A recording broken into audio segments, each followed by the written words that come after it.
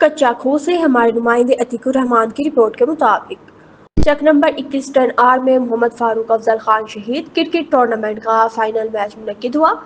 Final مقابلہ چک number 21 ton are اور چک نمبر 28 ٹن آر کی ٹیموں کے درمیان کھیلا گیا۔ میچ کے مہمان خصوصی ہمایون خان ایڈوکیٹ تھے۔ دونوں ٹیموں کے درمیان کانٹے دار مقابلے کے بعد چک نمبر 28 ٹن آر کی ٹیم فتح قرار پائی۔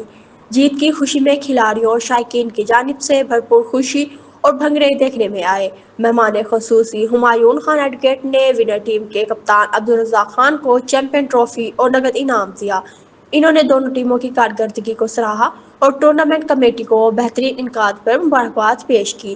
اپنے خطاب میں ہمایون خان ایڈوکیٹ کا کہنا تھا کہ نوجوان کی کھیلوں میں دلچسپی ہی انہیں منفی سرگرمیوں سے بچا سکتی ہے۔